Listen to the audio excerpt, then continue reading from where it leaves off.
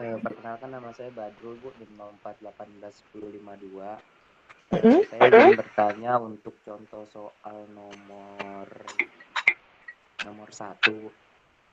Itu kan untuk S-base-nya atau daya base-nya itu kan sama, Bu, untuk di setiap anunya, Bu, ya. Di setiap Ya, region-nya. power Nah, itu system. Mm-mm. ya, di setiap region-nya. Terus itu kalau misalnya, Bu, itu kan untuk dotnya dia selalu di atas itu, Bu. Kalau misalnya dotnya misalnya di region 1 dotnya di atas, terus di region 2 dotnya di bawah, apakah nanti nilai dayanya itu akan berbeda, Bu? Eh, baik, sebentar ya. Baik, saya present lagi.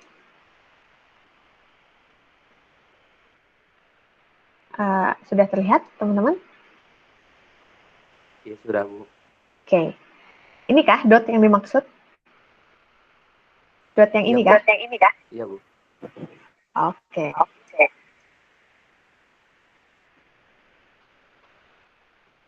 Oke, untuk yang dot yang ini, jadi uh, di mute dulu, biar soalnya saya tidak kembali. Oke. Jadi kalau dotnya ini berubah, sebenarnya itu tidak akan berubah gitu ya. Karena sebenarnya kan rangkaian ekuivalen dari trafo itu, kalau kita lihat memang bisa digambarkan sebagai berikut, bahwa ada 2 belitan dan 2 dot di sana. Nah, tapi akan berubah jika apa? Jika nilai rasionya ini berubah, bukan dari peletakan dotnya, gitu.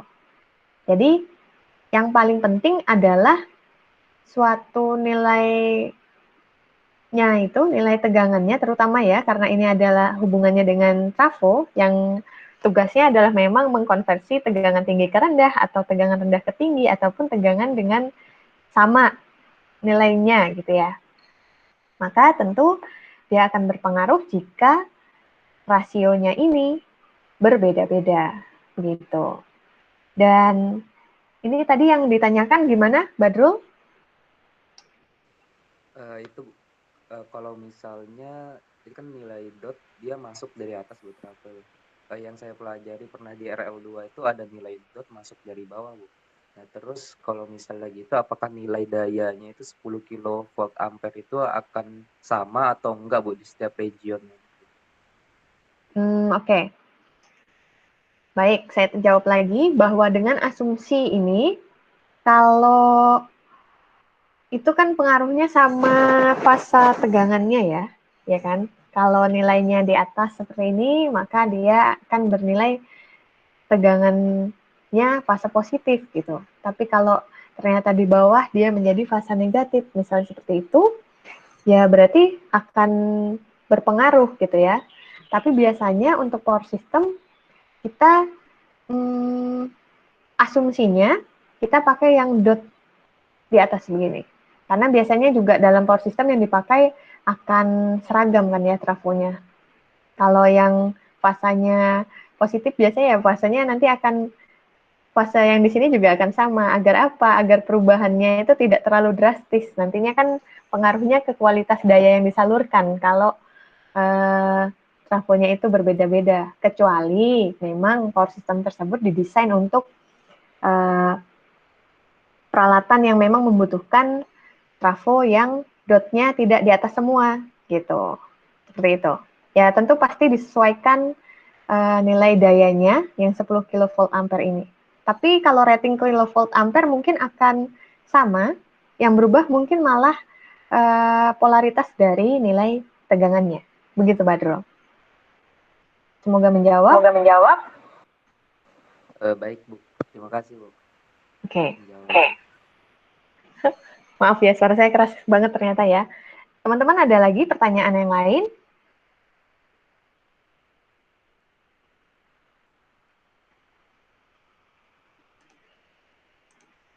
Oke, jadi kalau sambil memikirkan ya apa pertanyaan lainnya. Nah, ini sistem per unit ini yang nantinya akan membantu kita sebelum kita mempelajari yang namanya analisa aliran daya, gitu.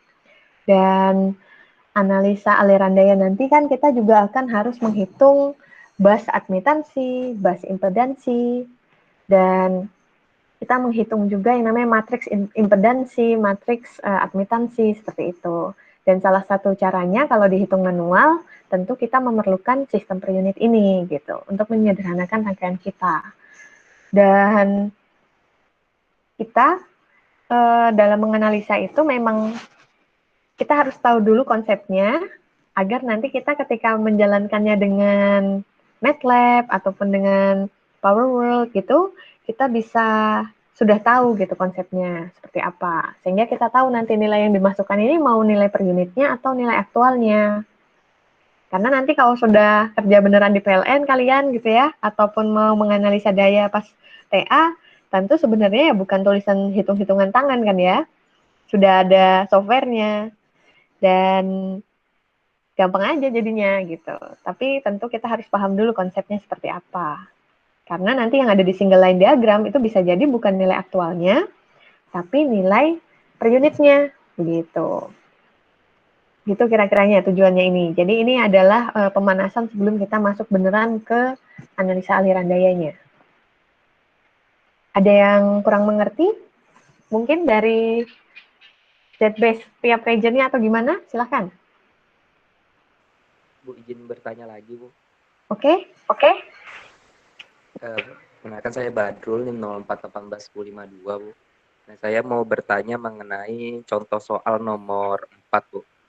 Nah, di situ kan ada old yang given system, terus jadi rangkaian per unit resting diagram, Bu ya. Nah, itu apakah ada panduan tersendiri, Bu, untuk menggambar dari sistem hanya dengan generator dan beban, terus kemudian dijadikan menjadi per unit itu, menjadi rangkaian yang per unit gitu. Oke, baik. Tunggu, saya present lagi.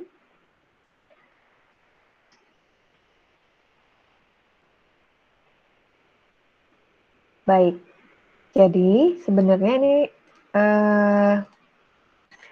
kalau kita lihat seperti ini kan kayaknya root-nya itu, akarnya itu ada di busnya, ya kan ya? Kok bisa gambarnya jadi begini, gitu. Itu kan ya, yang ditanyakan Badrul ya? Iya, Bu. Oke. Baik.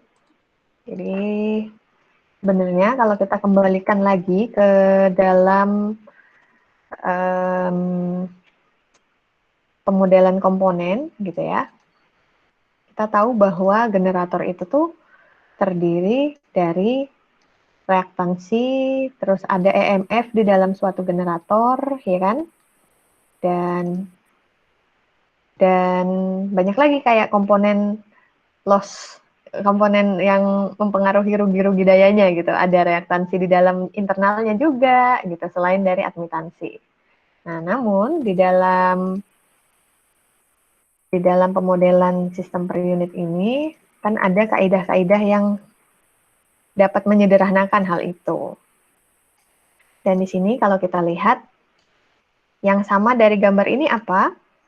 Bahwa kita tahu bahwa generator dan motor itu sama-sama mesin listrik. Sehingga sebenarnya karakteristiknya akan serupa. Gitu ya. Itu satu kuncinya. Bahwa kalau itu generator ataupun motor, dia sama-sama memiliki EMF dan memiliki admitansi. Ya, bedanya apa? Ya, kalau generator dia akan mengirimkan dayanya gitu ya, arahnya berarti kalau digambar arah panahnya akan seperti ini.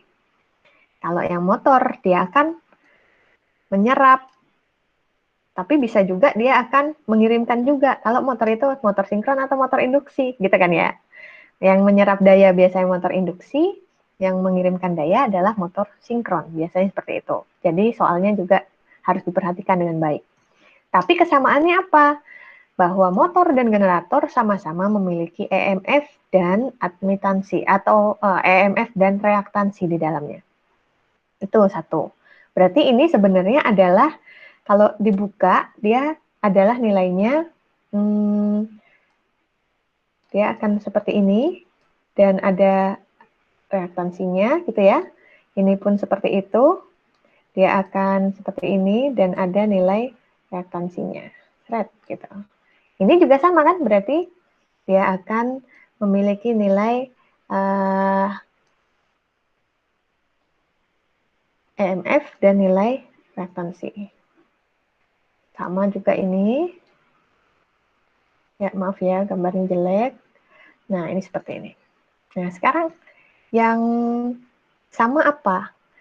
Biasanya dalam sistem itu, kalau kita lihat generator itu, walaupun seperti ini, tapi di dalam generator tersebut, kalau kalian sudah belajar pembangkit gitu ya, generator itu akan selalu memiliki ground. Nah, sebagai apa? Untuk pengaman, ya kan? Ketika ada arus lebih atau agar tidak ada setrumnya gitu. Demikian pula dengan motor. Sebenarnya seperti ini. Jadi kalau lihat yang awalnya tadi gambar cuma kayak begitu ya, padahal sebenarnya dari sisi yang tidak terhubung ke bus itu akan ada ground. Nah, sehingga apa? Kalau sudah ada ground, berarti kan aslinya ujung yang di sini ini semuanya terhubung dengan ground. Yang ini pun demikian. Ini akan ground, ini juga akan ground. Nah, gitu ya. Nah, tapi bedanya apa? Yang ujungnya ini akan terhubung dengan bus di sini, dan ini pun akan terhubung dengan bus. Ini kan dihubungkan bus. Nah, ini juga dihubungkan dengan bus. Ini juga dihubungkan dengan bus gitu. Ya kan? Ini juga dihubungkan dengan bus. Sehingga kalau kita sederhanakan tentu gambarnya adalah sebagai berikut kan. Kalau disusun dengan rapi, ya enggak? Ujungnya generator 1 ketemu ground, habis itu ketemu reaktansi, lalu reaktansi generator 1 harus ketemu dengan reaktansi generator 2. Di sini kan busnya. Namun pertemuan ini juga harus bertemu dengan reaktansi reaktansi motor 1 dan bertemu dengan reaktansi motor 2. Maka dia harus di short keempatnya. Dan di mana sisi EMF-nya, sisi lainnya dari EMF yang tidak bertemu dengan reaktansi, sama-sama bertemu dengan ground. Makanya dia bisa di short dan ketemu dengan ground. Seperti itu. Seperti itu. Jadi kalau terlihat G, itu jangan lihat G-nya saja gitu ya. Jadi akan ada sisi lain dari G itu ataupun M itu yang akan di ground-kan. Begitu. Secara defaultnya, asumsi yang ada di power system. Dan sisi lainnya yang terhubung di bus, itulah sisi setelahnya armature reactance ini, ya kan? Karena mesin listrik dia punya armature reactance. Ini adalah X dari G1. Ini adalah X G1. Dan motor juga sama, dia punya X M1 M2 kalau ini ya berarti. Gitu. Dan tegangan yang ada di terminal, nah tegangan yang ada di terminal itu untuk generator ataupun motor biasanya adalah tegangan yang setelahnya armature reactance ini. Gitu. Seperti itu Badrul. Semoga menjawab. Nah, misalnya ini, coba kalau generator tadi, kan kita tahu bahwa sebenarnya generator itu punya ground di sana. Motor juga punya ground di sana, ya kan? Sedangkan trafo itu punya juga, tapi dalam pemodelan ini, kalau kalian buka lagi ya, yang kemarin, yang minggu kelima, trafo itu walaupun dia juga punya ground, tapi ground ini hanya dianggap dari segi belitannya, tapi kalau digambarkan di dalam rangkaian ekuivalen itu bisa dimodelkan si trafo itu hanya menjadi X saja.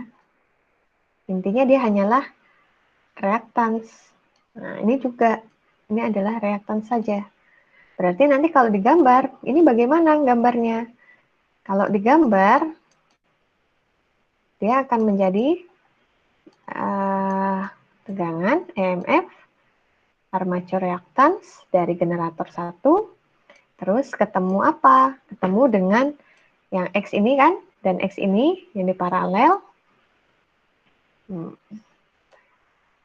Begini. Terus lihat ada saluran kan, walaupun cuma garis, tapi di sini dituliskan bahwa ada reaktansi saluran J20 ini.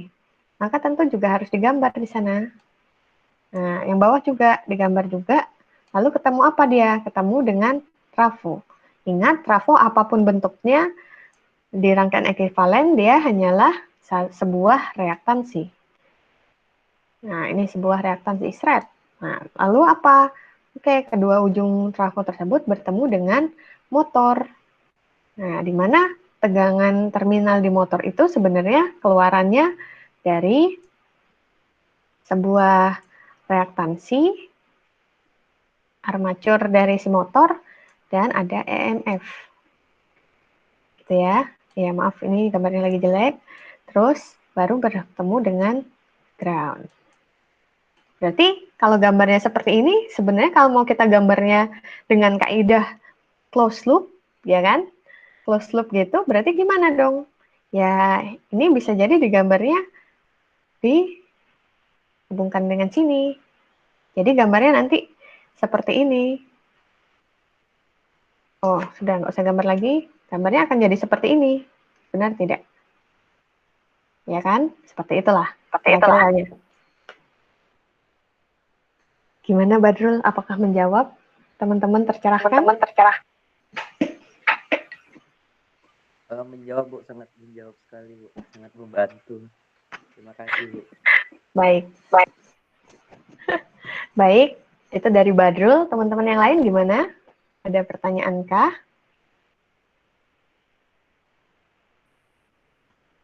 Nah, jadi nanti untuk UTS-nya materinya adalah dari yang minggu 1 sampai ke sistem per unit. Seperti itu ya. Jadi bisa dicoba-coba lagi untuk latihan soalnya yang ini dan latihan soal yang minggu lalu ya kan. Mungkin dari menghitung kalau ada kapasitor ketambahan di sistem itu bagaimana. Terus misalnya nanti ternyata ada sistem sederhana seperti ini yang tadi, terdiri dari 2 trafo, mengubahnya menjadi parameter per unit itu seperti apa, terus changing base itu seperti apa, yang base 1 ke base 2, base 2 ke base 3, gitulah kira-kiranya. Dan tentu ada pengertian-pengertian tentang force system itu apa, seperti itu. Itulah kira-kiranya. Nanti jadi setelah UTS kita bisa bermain di aliran dayanya. Ada banyak aliran daya kan? Ada Newton-Raphson, ada Gauss-Seidel, ada fast decouple, itu yang dasar untuk sistem transmisi. Dan nanti kalau ada waktu kita mungkin ke arah aliran daya di distribusi. Kira-kira ada yang ingin ditanyakan lagi? Kalau tidak, bisa kita akhiri. Oh ya, UTS-nya kita akan bertemu di jam yang sama dan di hari yang sama dengan perkuliahan kita. Teman-teman, ada komentar?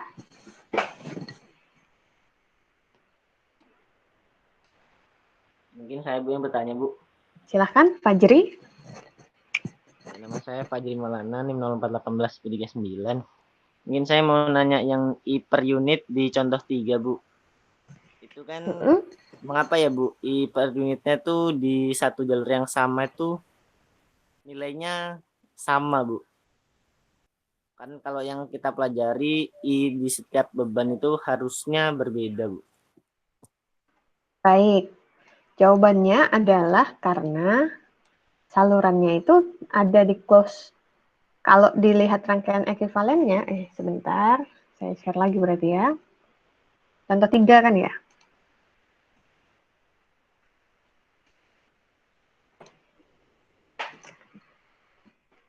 Ini bisa terlihat kah? Oke, bisa terlihat ya.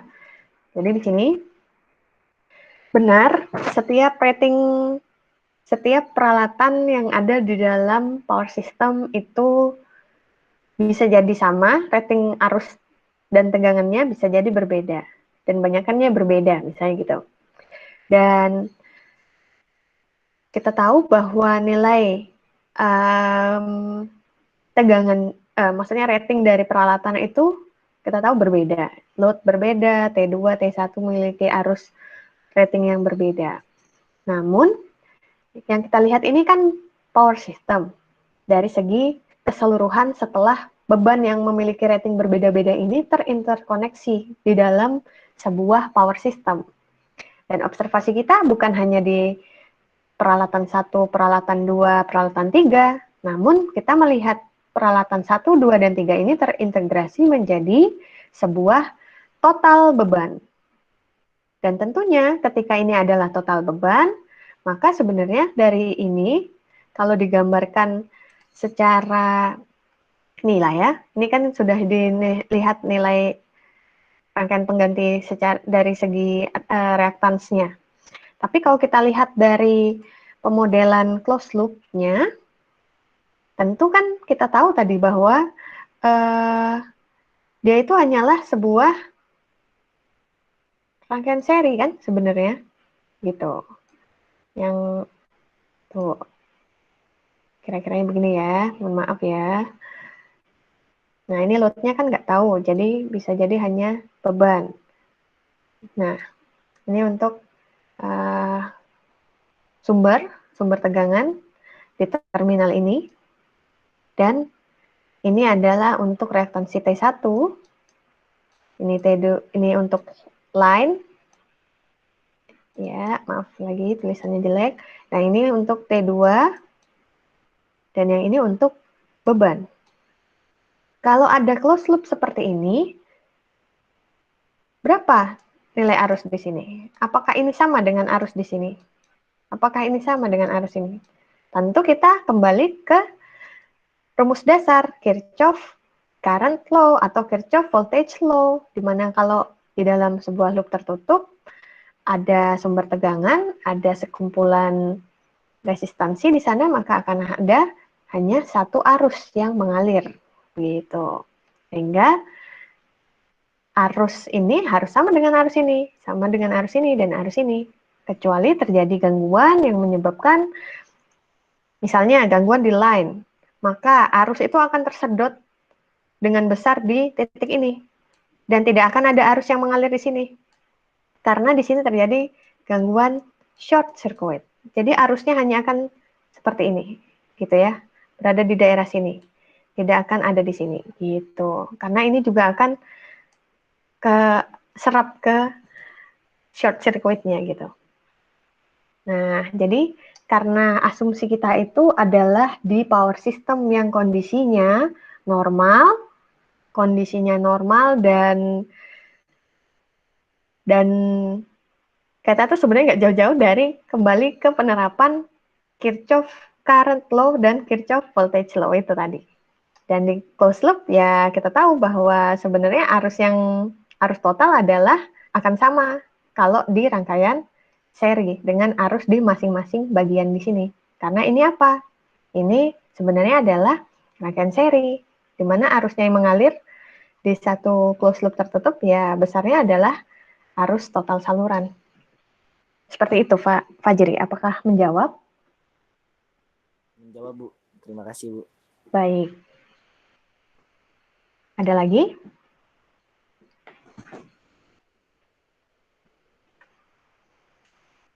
Nah, sebenarnya dari pertanyaan Fajri itu bisa kita lihat yang di sini. Kalau soalnya itu cuma yang ini, yang mana ya? Tadi yang cuma ngitung trafo. Sorry ya, ini lama sekali ini. Nah, ini. Sebenarnya dari sini. Coba, kalau kita ternyata hanya menghitung trafo, ternyata di dalamnya itu kan punya rangkaian pengganti yang lain. Nah, maka tentu arusnya juga tidak bisa kita menerapkan yang tadi. Yang sebuah power system itu dengan sekumpulan beban total dan sebuah sumber tegangan dan hanya ada satu arus yang mengalir. Gitu. Karena kalau ini hanya trafo saja yang dilihat sebagai observasinya. Dan berarti kita harus tidak semena-mena langsung mengambil, kita terapkan KVL di sana.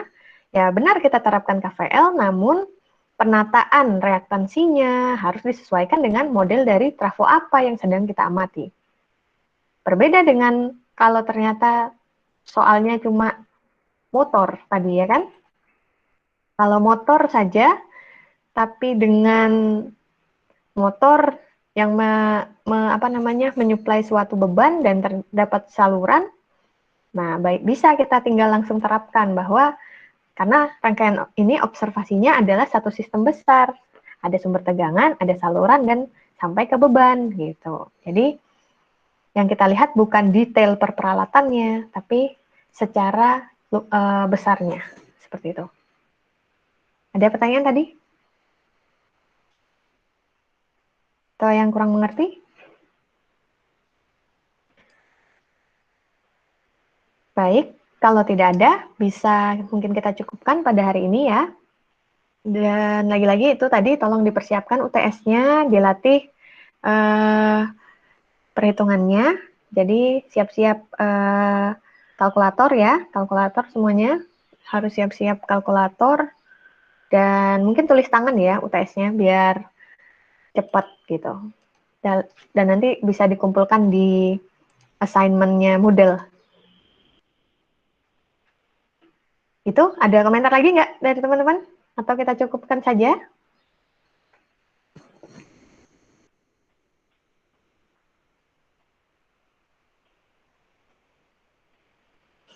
Teman-teman, silahkan. Oke. Ya udah, begitu ya. Karena saya juga ada rapat ini jam 8.30 sebenarnya, tapi udah terlambat. Nah, mari kita cukupkan kesempatan pertemuan kita pada hari ini. Semoga apa yang saya sampaikan bisa dimengerti. PPT ini sudah saya upload di Moodle baru tadi pagi ya. Sehingga bisa mungkin dibaca lagi dan diperhatikan langkah-langkahnya. Dan sampai ketemu di UTS seperti itu. Assalamualaikum warahmatullahi wabarakatuh.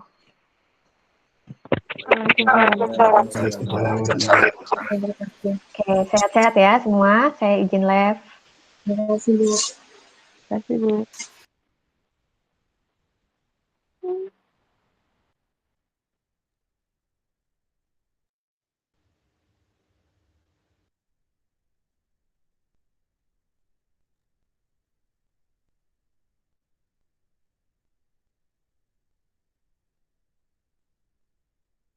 Bangun, bangun, bangun, bangun, bangun.